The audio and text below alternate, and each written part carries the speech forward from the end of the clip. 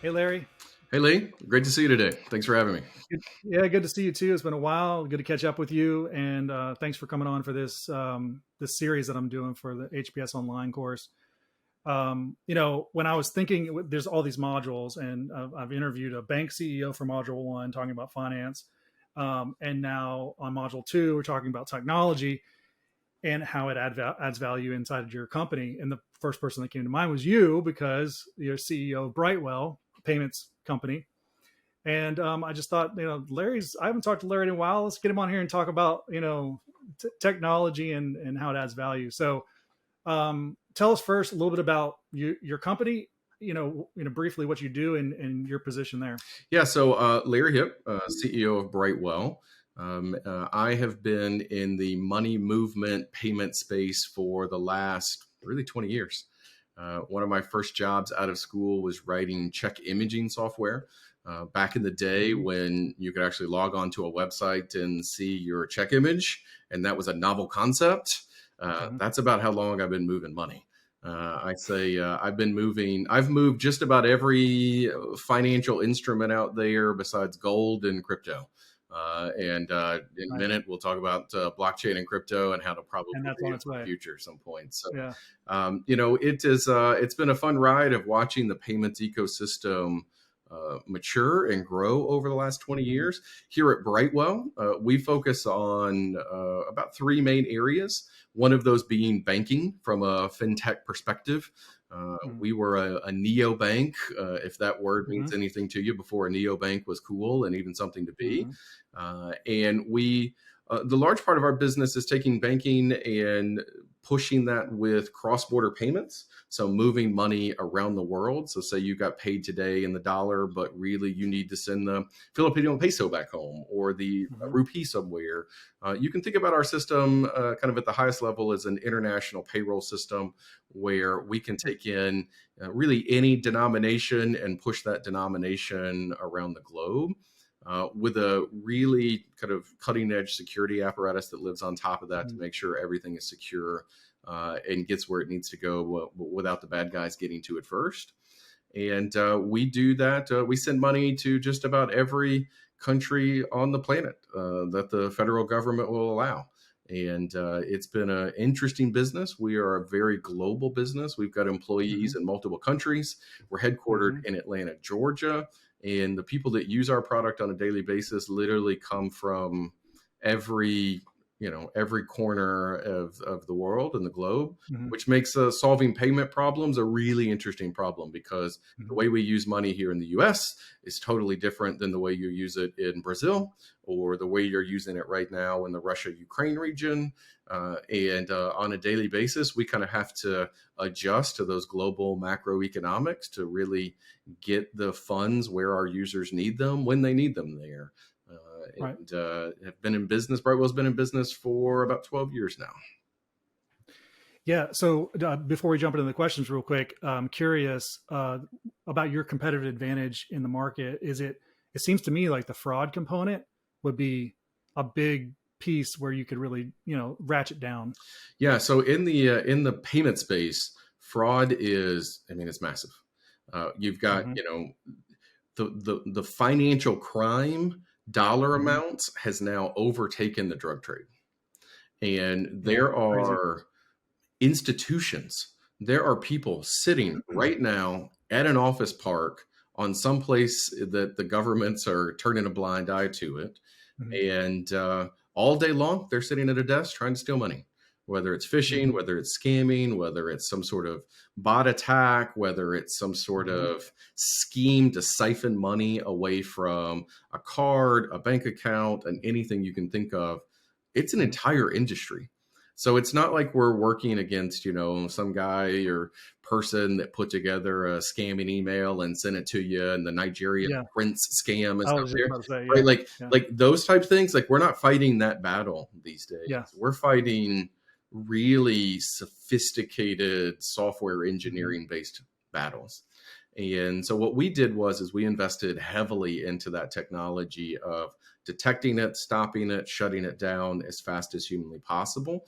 And it's really given us an edge to where we can operate our business with very low fraud losses, which means Mm. A, we don't lose money. B, our Yeah. users don't have to deal with it. Hmm. Because if you've ever had to call the bank and say, hey, this charge isn't right, or hey, Hmm. my entire balance is gone because somebody got access to my account, that's a terrifying moment. Hmm. And it often takes time to resolve.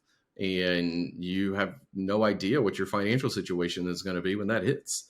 And so, Yeah. Very what scary. we've done is we've invested a tremendous amount of energy and brain power and technology into stopping it before it happens, which should, it's what we all as financial consumers expect or somebody to do, but it's Hmm. a really hard problem to solve.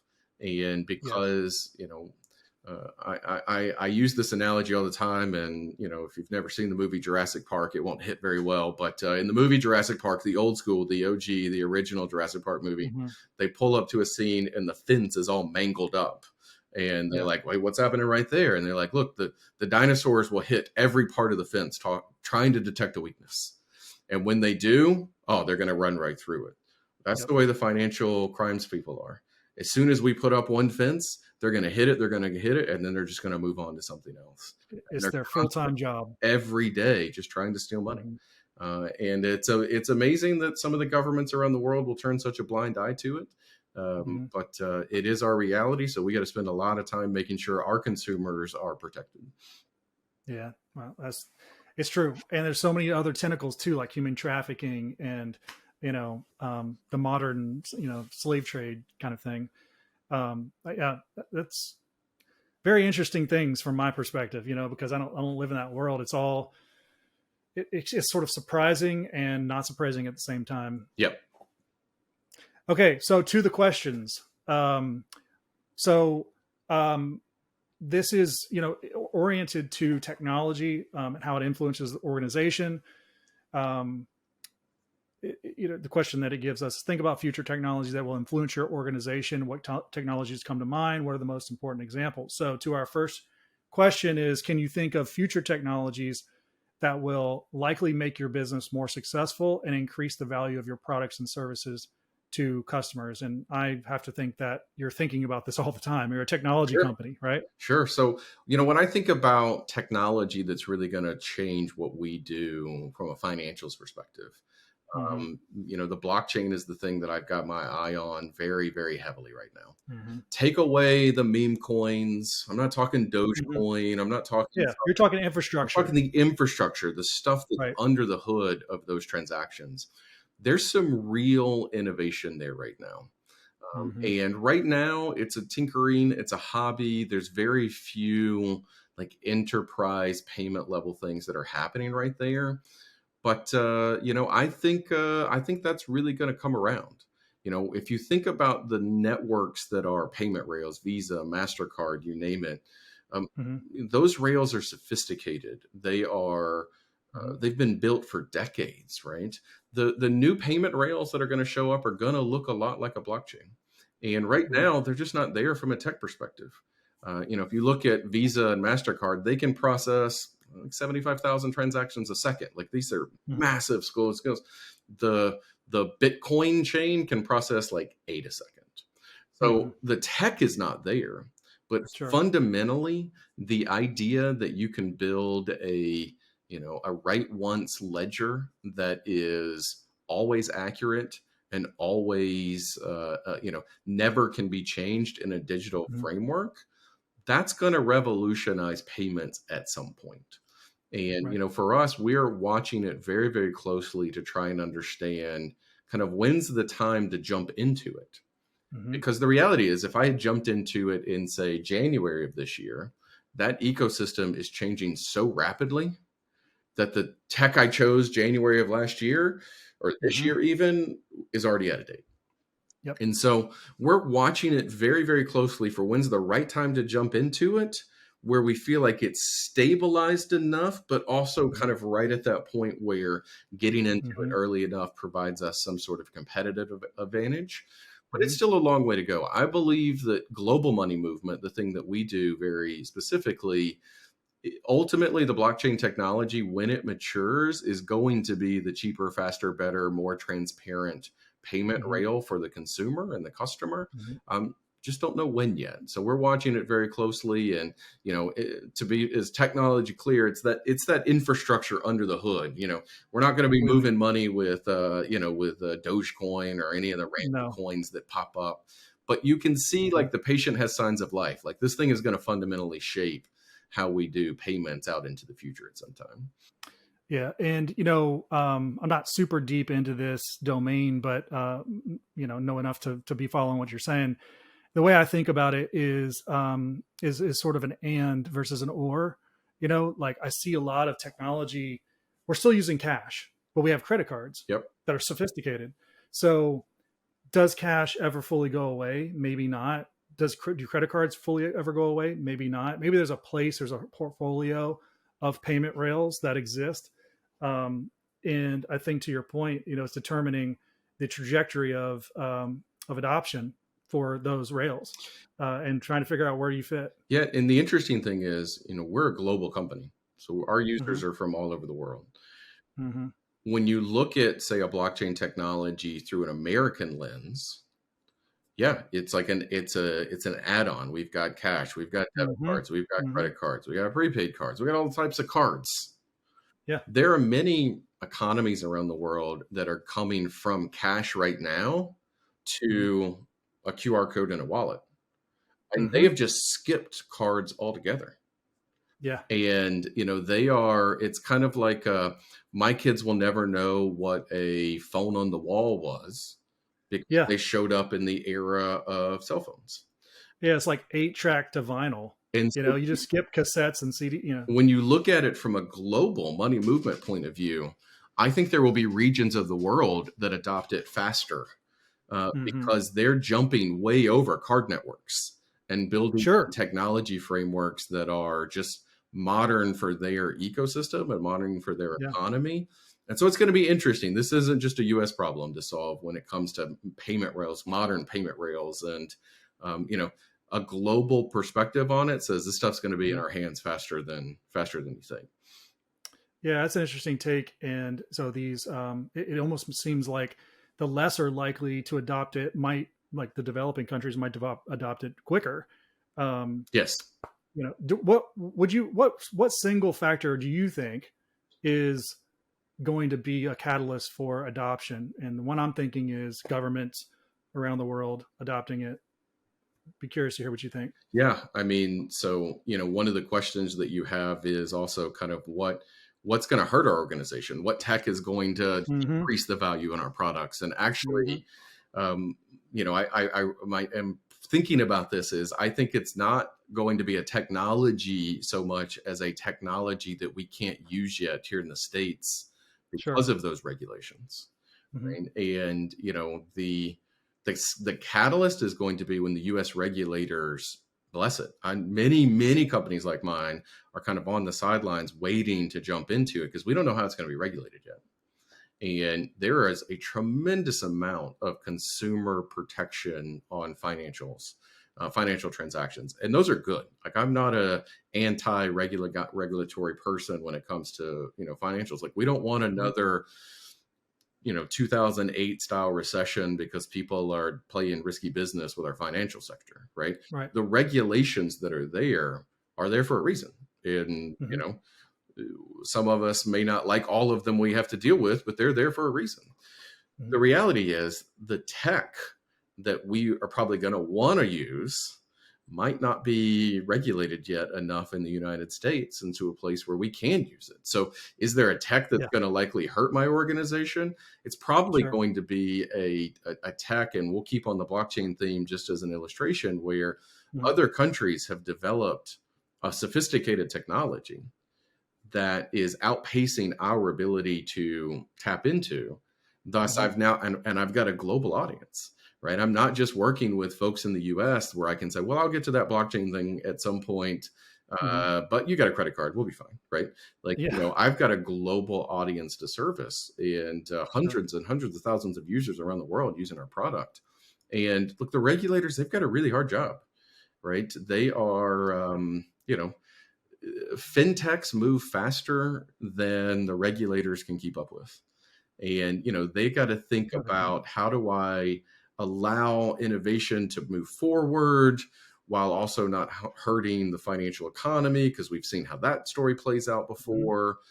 For me, it's a balance. And what could hurt us into the future is just, there's something out there we want to use, we just can't.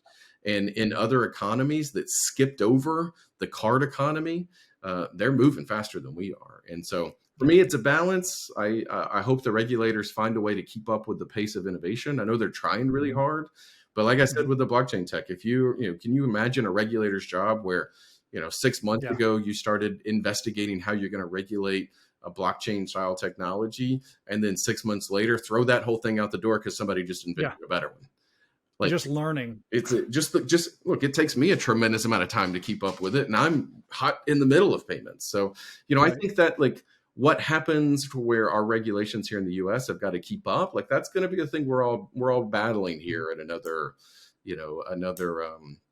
3 to 5 years. And a lot of the fintechs in the US have kind of turned their nose up at the regulators and said, "Hey, we're gonna innovate, and you'll catch up Mhm. with us later." That's not how we operate here.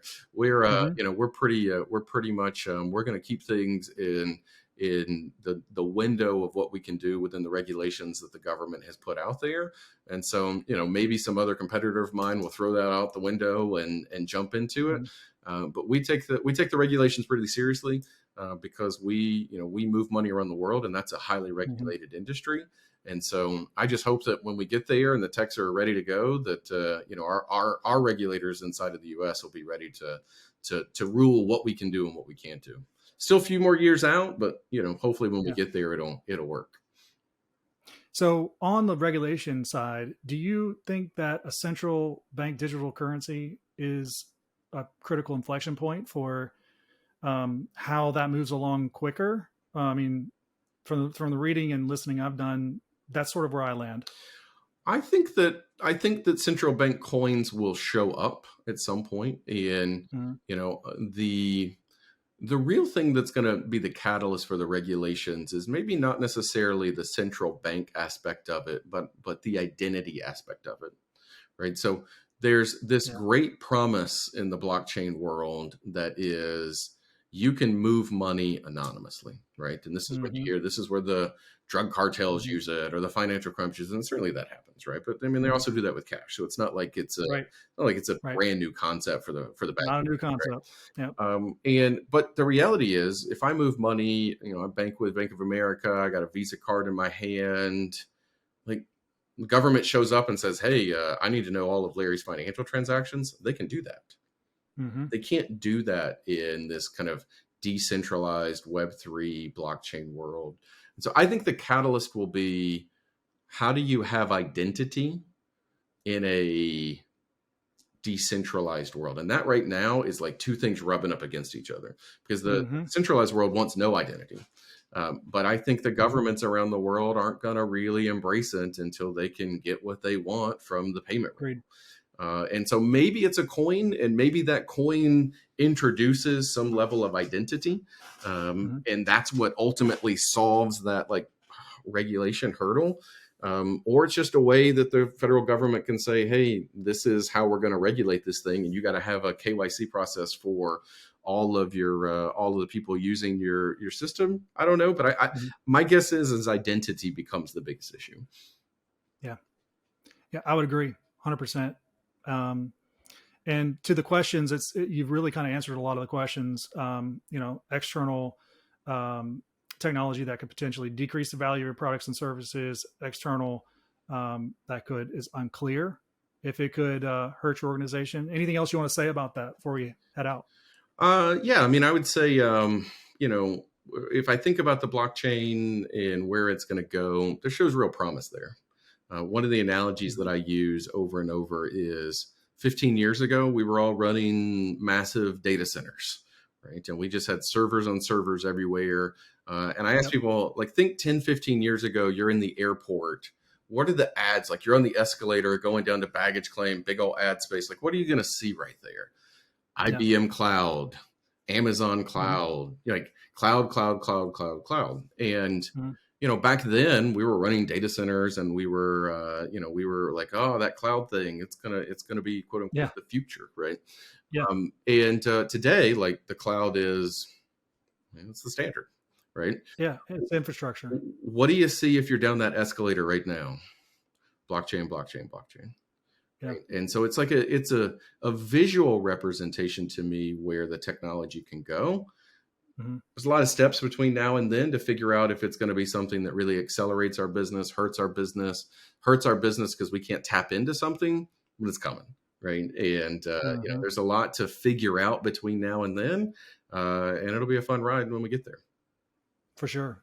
And I'm sure it's been a fun ride up to this point. So why not continue, right? Hey, like I said, I've moved everything but gold and crypto, and Yep, crypto's got to come up next at some point, it seems like. that's right. Well, hey, you never know. Maybe you'll end up back around to gold, you know? There. Hopefully not. If you look at the Hopefully gold not. prices today, then that might be a thing, but hopefully we'll move beyond that as a need currency, so to speak. Hey, thanks for your time. Thanks Luke. for answering these questions. Excited to have you be part of this and reconnect. So appreciate all your effort. Hey, thanks for having me.